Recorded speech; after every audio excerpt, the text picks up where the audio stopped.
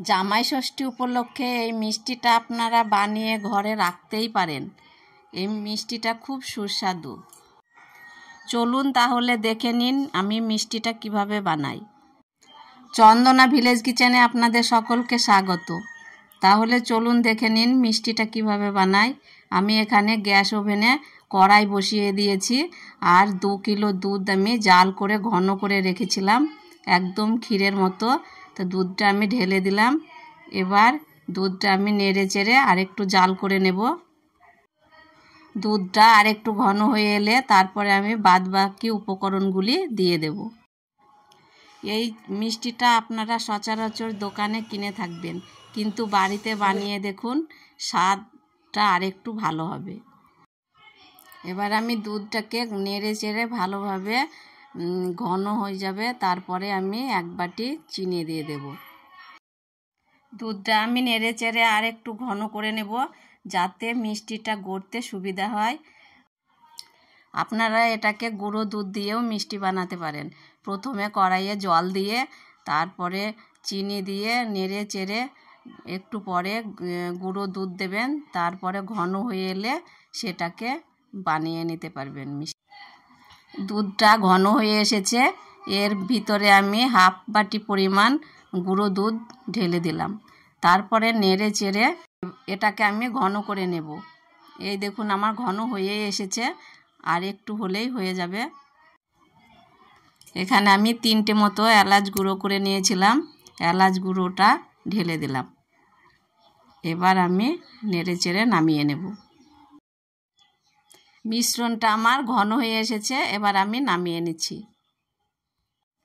এটাকে আমি কিছুক্ষণের জন্য ঠান্ডা করতে দেব, ঠান্ডা না হলে কিন্তু বানানো যাবে না।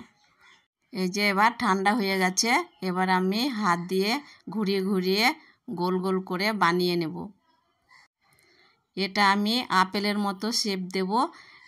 এটা যেহেতু আপেল মিষ্টি, তাই আমি আপেলের মতো একটু চ্যাপ্টা করে নেব। এই দেখুন আমি যেভাবে বানাচ্ছি, আপনারাও ঠিক এইভাবে বানাবেন, তাহলে মিষ্টিটা কিন্তু পারফেক্ট হবে। এরপরের কথাগুলো আমি বলে দিচ্ছি মায়ের হয়ে। তো এই যে মা প্রথমে এটাকে গোল করে নিল, গোল করে নেওয়ার পরে তারপরে হাত দিয়ে কিছুটা চাপ দিয়ে এই জায়গাটা একটু নিচু করে দিল। তারপরে এর মধ্যে অল্প কয়েকটি লবঙ্গ নিয়েছিল, সেই লবঙ্গগুলোর মধ্যে একটি লবঙ্গ এটার মধ্যে ভরে দিল, যাতে আপেলের যে গোড়াটা হয় ঠিক গোড়াটার মতো দেখতে হয়। তো অনেকগুলো মিষ্টি বানিয়ে নেওয়ার পরে মা কিছুক্ষণ এটাকে মিষ্টিটাকে ফ্রিজে রেখে দিয়েছিল। তো এই যে ফ্রিজ থেকে বার করে নিয়ে আসার পরে মা কিছুটা কাজে ব্যস্ত থাকার জন্য মিষ্টিগুলোকে রং করলাম আমি। তো এই যেখানে আমি প্যাপিলনের একটা ফুড কালার নিয়েছি, এই ফুড কালারটা প্রধানত কেকের ক্ষেত্রে ব্যবহৃত করা হয়। তো এই যে আমি ওই কালারগুলো দিয়ে নিচ থেকে ওপরের দিকে করে তুলি দিয়ে খুব সুন্দর করে কালার করে নেব। তাহলে কি হবে, আপেলের মতো যে একটা কালার আসে, বা আপেল মিষ্টিতে দোকানে সচরাচর আমরা যে কালারটা দেখতে পাই, সেই কালারটা কিন্তু আমরা এখানে দেখতে পাবো। তো যে দেখতে পাচ্ছ কত সুন্দরভাবে আপেলের মিষ্টিগুলোতে আমি রং করে দিচ্ছি। এরকমভাবে রং করলে কিন্তু দেখতে অনেক বেশি সুন্দর লাগে। হ্যাঁ, তোমরা চাইলে কিন্তু রং না করেও কিন্তু মিষ্টিগুলোকে রাখতে পারো, সেক্ষেত্রে কিন্তু স্বাদের কোনো হেরফের হবে না। কিন্তু শুধুমাত্র দেখতে সুন্দর লাগার জন্য বা একদম পারফেক্ট দোকানের মতন হওয়ার জন্যই কিন্তু এখানে রংটাকে ব্যবহার করা। আর এই রংটা একদমই হাইজিনিক, খাওয়ার জন্য একদমই উপযুক্ত।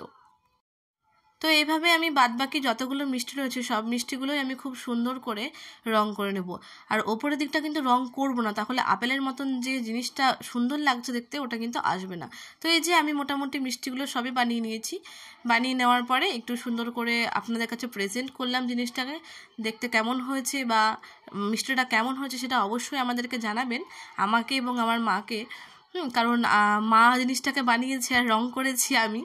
তো অবশ্যই আমাদেরকে জানাবেন, আর ভালো লাগলে চ্যানেলটিকে সাবস্ক্রাইব করে পাশে থাকবেন। ধন্যবাদ।